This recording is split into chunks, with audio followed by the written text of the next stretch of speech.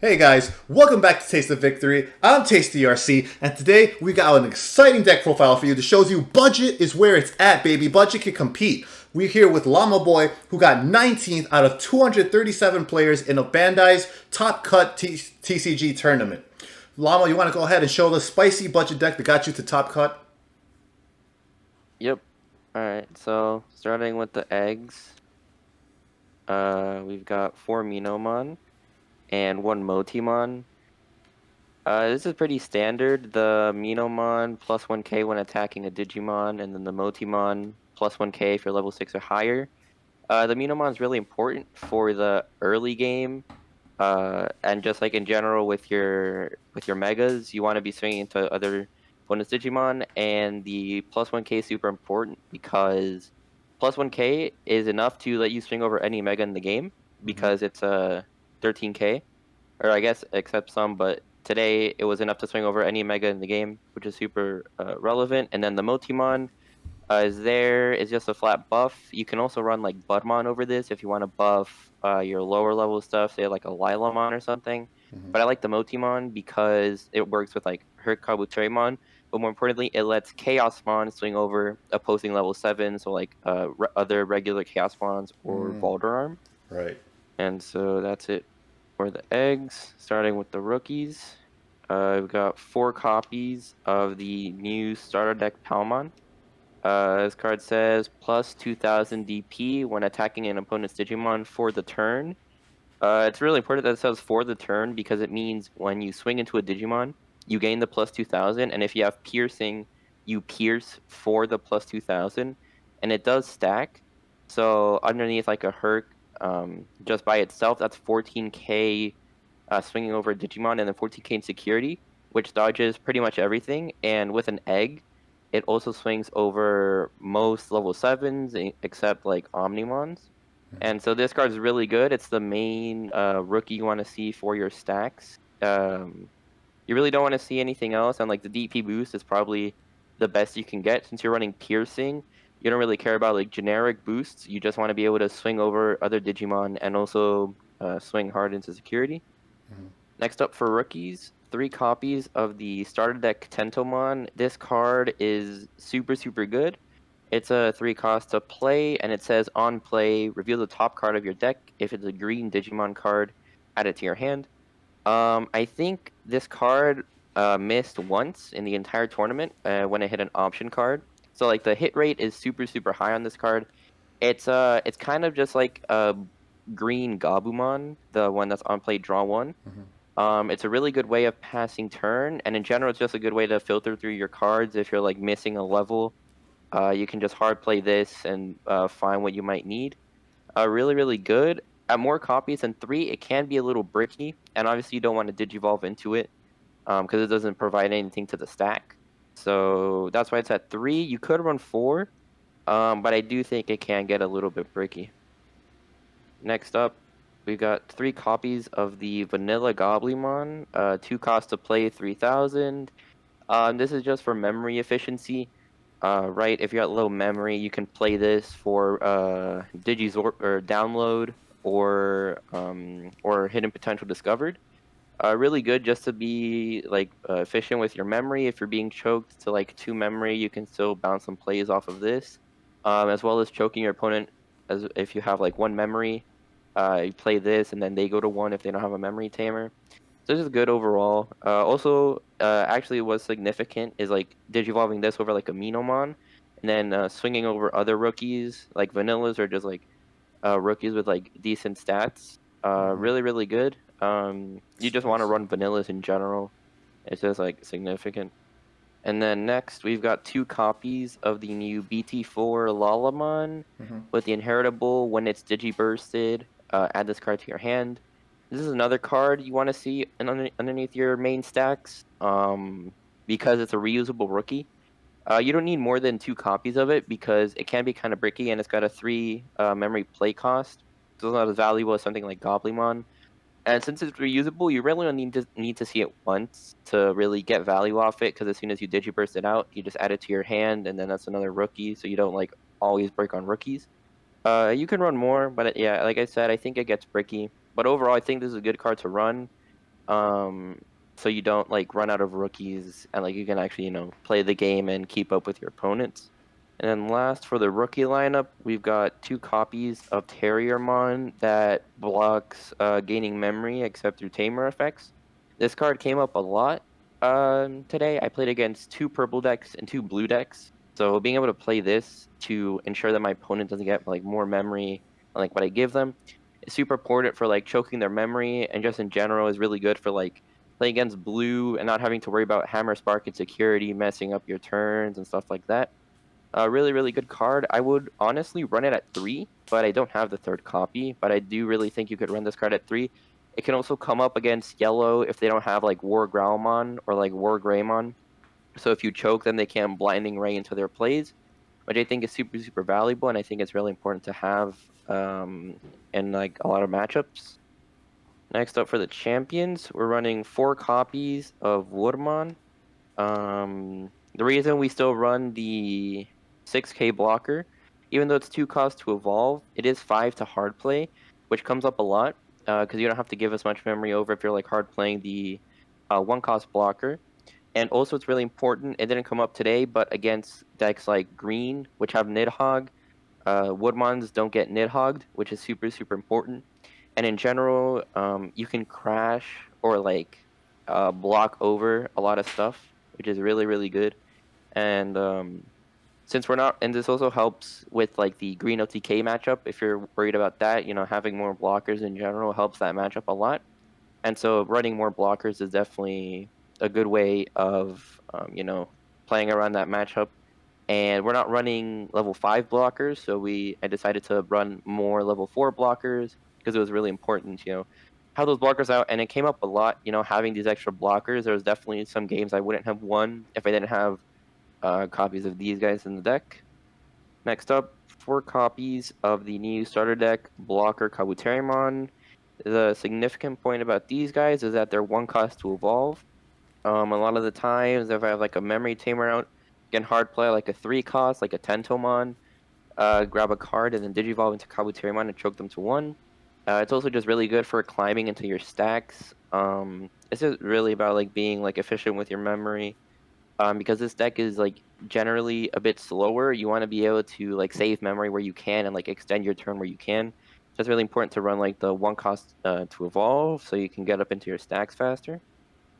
Next up, 2 copies of Vegemon. It's just your vanilla 4K or 6K, 4 to play, 1 to evolve. This card is really good. Again, it's just a 1 cost to evolve. It's just really cheap and it's very helpful to get out into your stacks. It's also a good way of passing turn. Like if they have a memory tamer out and you're at 1, you can just hard play this and they go to 3. Or if you're at 3, you can hard play this and choke them.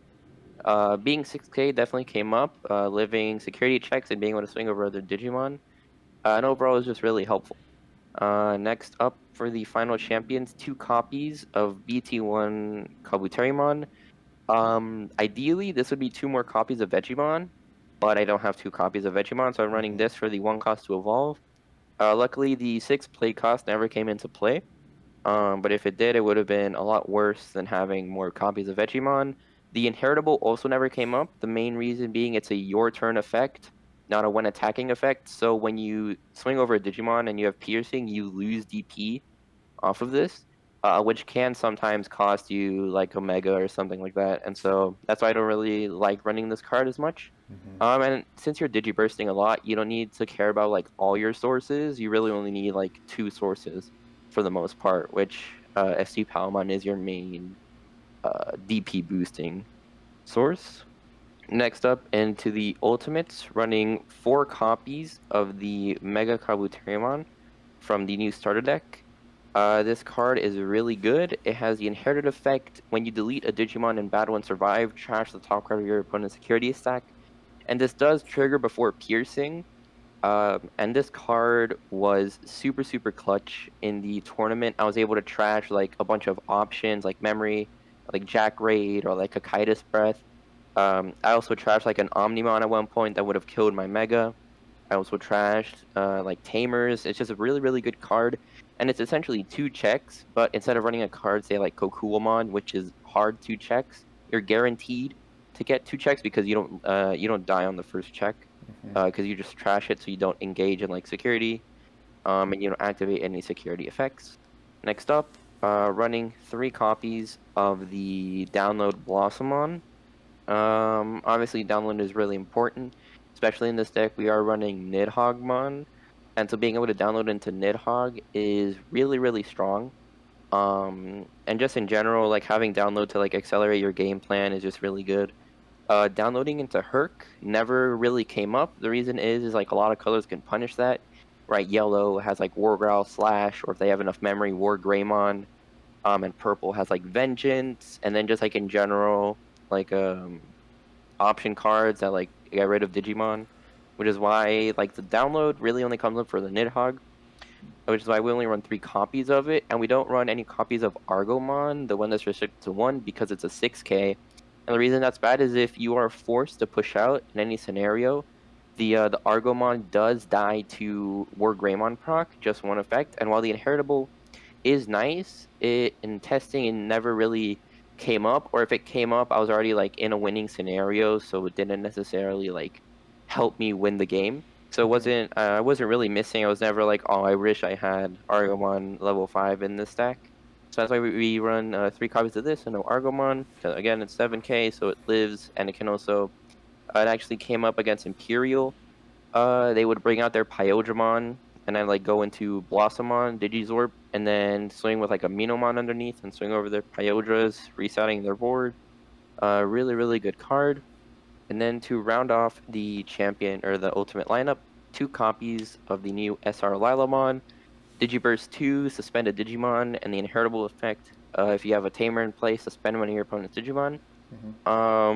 Ironically enough, I prefer running the card for the main effect, but the inheritable did come up a lot today. Being able to have 2 things, like I had like 2 megas on board, so I could just swing and then swing with another one and then like preserve like needle sprays or like sources. So I wouldn't have to swing over, or I wouldn't have to digiburst more, and I could save those for like situations where I really, really needed them. And then having the Digiburst 2 definitely came up a lot. Being able to like Digiburst, or playing this out and then Digibursting over using like a Herc or something to like preserve those sources again, preserve like that DP boost.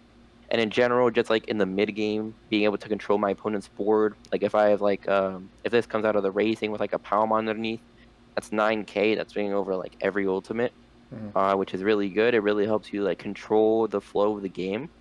Really, really good card. And that's it for the ultimates. Going into the megas, we start with 4 copies of her Kabutarymon from the new starter deck. This is the main mega you want to see. It's what the deck is built around. 4 cost to evolve, 12k DP. It has Piercing as its first effect, and its second effect is Digiburst 2, suspend a Digimon, so the same effect as Lalamon. This deck lends itself a lot to a more control style aside from the popular OTK Grand Kuwagamon, which is very aggressive, really pushing for security. This deck plays a lot more controlly, which is why we have cards like Lalamon and cards like Mega Kabutarymon to, help push that control. And the good thing about this over something like Sarasmon is that you're able to pressure security while also controlling board.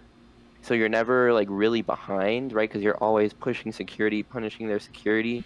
And a lot of people don't like playing this card because it's 4 to evolve. So like with a memory tamer out, your plays don't bounce off as well.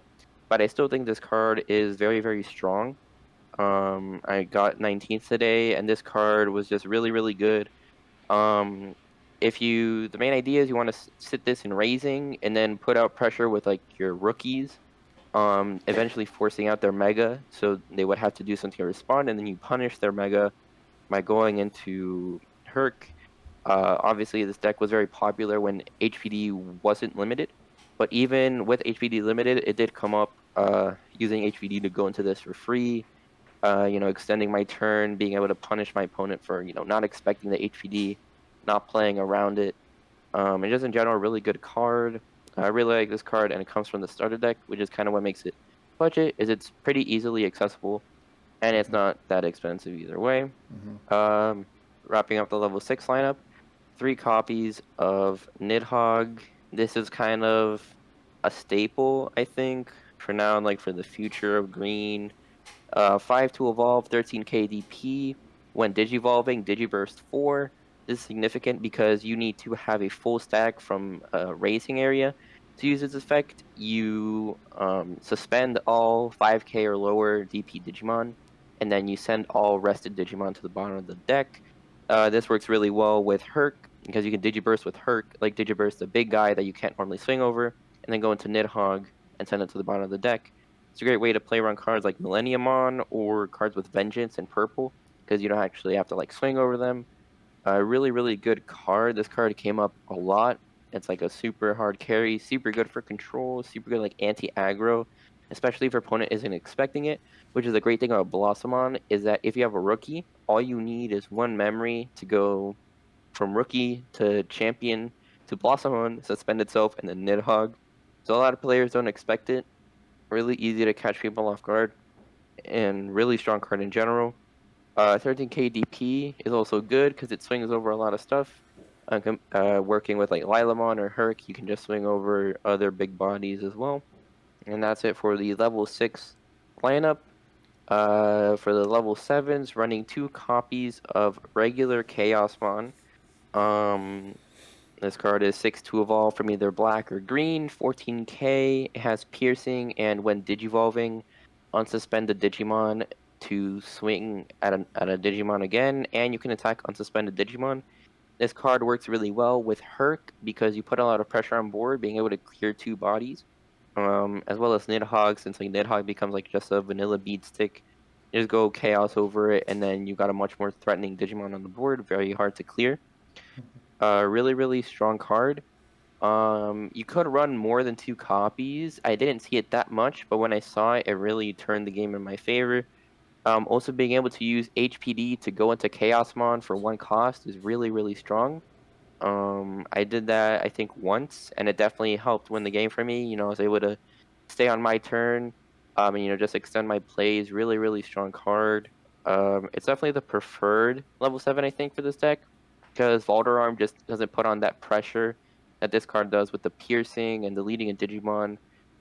Because they both like kill like megas, and while Valderarm can kill 2 bodies, Chaosmon is just able to put a lot more pressure, and I was able to get a lot of times into lethal range by going into Chaosmon, clearing a body, and then my opponent not having like a reaction or like a way to stop my lethal.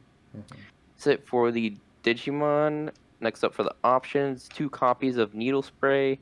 This card came up a lot. It also comes from the new green starter deck. Its main effect is just Flower Cannon, suspend a Digimon, but its security effect is where it's very unique.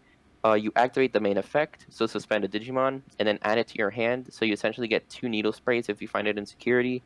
This card is really, really strong with Nidhogg, because if you have like a memory tamer out or they give you 2 memory, you can Needle Spray like a strong target, and then go into Nidhogg and then get rid of their strong target. This came up a lot, a lot.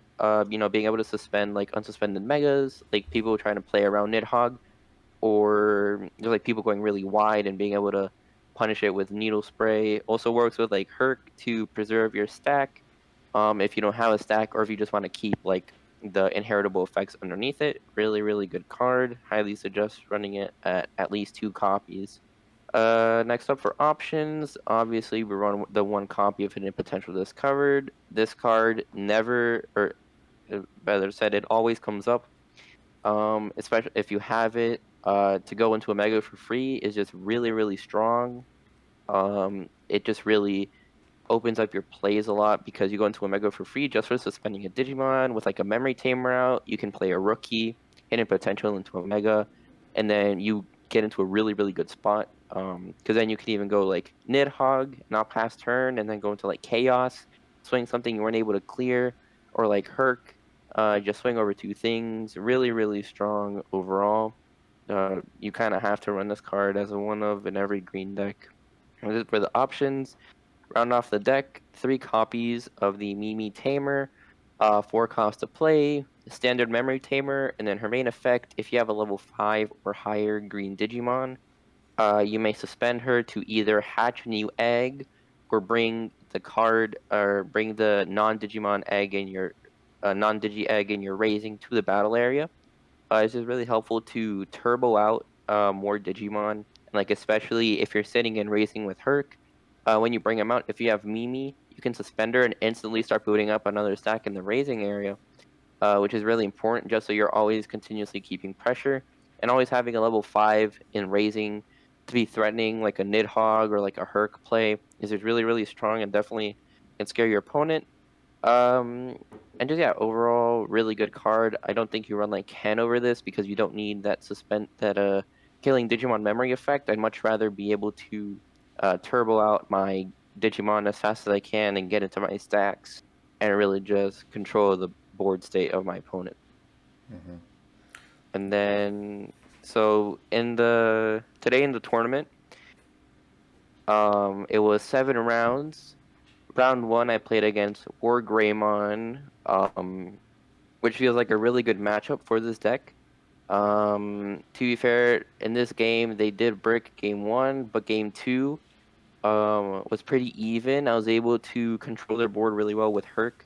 When they brought out the Wargreymon, I was able to punish it and really reset their board and force them to climb back up, while also having Mimi to climb up myself, so they wouldn't be getting ahead of me completely. Round 2, I played against a Plutomon, Cerberusmon build with like Necrophobia, and like the Cerberusmon and Cerberusmon Wolf mode, Werewolf mode. And that matchup, it was a bit difficult because Purple has access to cards like Hell's Gate, Trump Sword, and Vengeance. So like the Xiaomon Egg, the Devimon, and Saradramon. Vengeance is really hard to play around for this deck, because you can't swing over Digimon and survive, so you don't get piercing, you don't get Mega Kabutarymon effect, which can definitely slow you down. And then cards like Hell's Gate, and Trump Sword are just removal spells, that kind of keep you from like building up your board very consistently. But we were able to win that matchup because once you get like blockers out. And once you start really controlling their board, especially getting Terriermon out to prevent werewolf mode plays, really, really strong, really easy to kind of control the game state from there. And then just took it from there. Round 3 was against a purple metal Garurumon. That one definitely came down to the wire. Game 2, I think if it wasn't for the blockers, I think I would have lost game 2, because I had like 6 blockers on board and like 3 security, and they went super wide with like 8 Digimon on board. And I had the Nidhogg in hand, but I didn't have level 5. And once I drew the level 5, went into Nidhogg, wiped their whole board. I was just able to control from there. And just in general, very easy to kind of react to that deck. Because they are forced to, come out of raising to digiburst their cards and like get out their board, but are very easily punishable by either Herc or Nidhogg. And so it felt like a really, really good matchup to play. Round 4 played against Imperial Dramon. That one was also really close, but it felt like a pretty solid matchup. They were running the spicy Kaiser Nail build, where once you have your Imperial Dramon stack, you play Kaiser Nail to play out like a Pyel Dramon or like a Dino Beamon. If you have enough memory, you can Digivolve into another Imperial to unsuspend your Imperial, or just kind of set up lethal for the following turn. Um, it didn't do that well. Or I did really well into that deck. Being able to punish it with Nidhogg and Needle Spray, and just in general, Imperial is a very one-stack deck, which is something that's a very favorable matchup for Herc. It can get a little bit tough because it's also a very aggressive deck. So if you don't see your blockers enough, you can't just get rushed down by it. But Herc has a very favorable matchup into it because it's a one-stack deck, and once they promote their one stack, you punish it with Herc, and then they really don't have much left. Round 5 was against a War Greymon, which I did end up losing that round, but I did just kind of brick both games in a row. Didn't open a rookie in either game.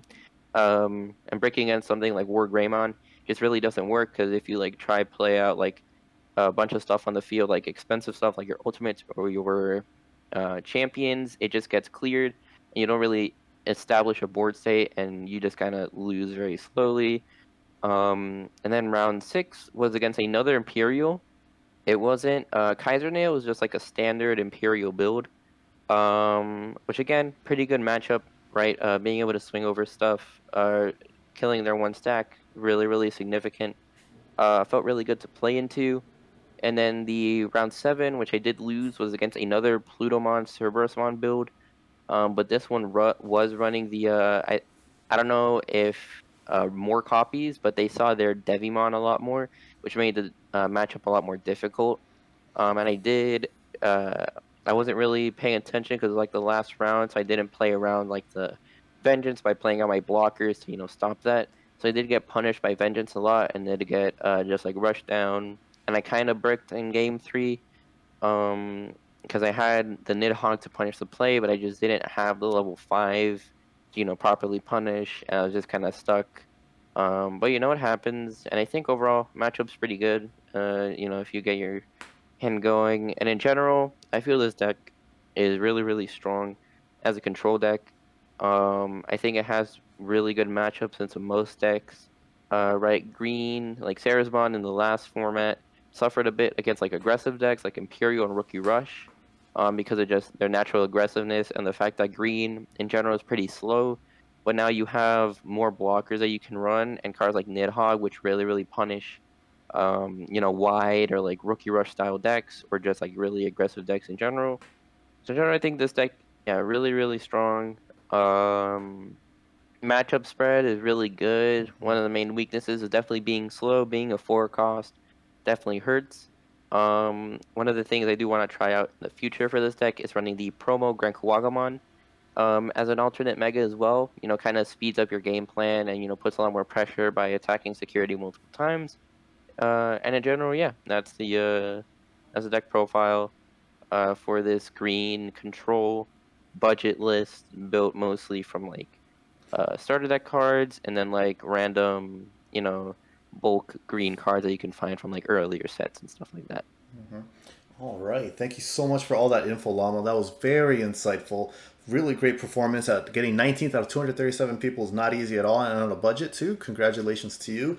Thank you so much for coming onto the channel to do this list. Is there any closing thoughts? Maybe you want to talk ratios. Like I know a lot of people are running Mimi's at 2. How do you feel about it at 3 and Chaosmon at 2? So, like I said, I think Chaosmon could definitely be up to 3. I felt like there were a lot of scenarios where I didn't find my Chaosmon, where it would have been really beneficial. Mimi at 3, I feel like is almost a necessity, especially against decks like War Greymon, where if you don't have this Mimi, you're just gonna be like eaten alive by War Greymon and like the presence they build, and like just in general like their fast pace and just like control and tempo and all that. And so Mimi's super important.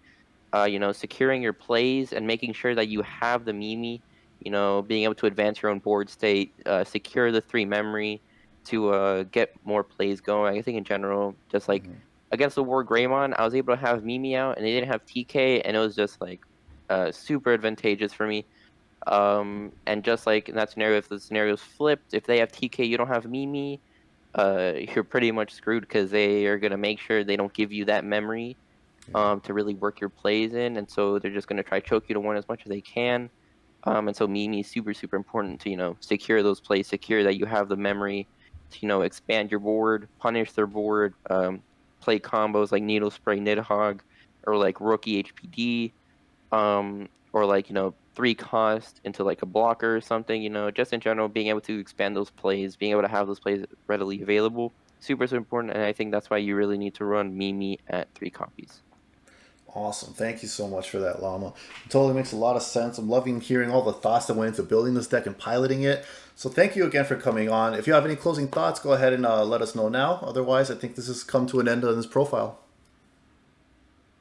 No, I think that's it. I think I feel really comfortable with the ratios. I've been testing this list since BT4 dropped.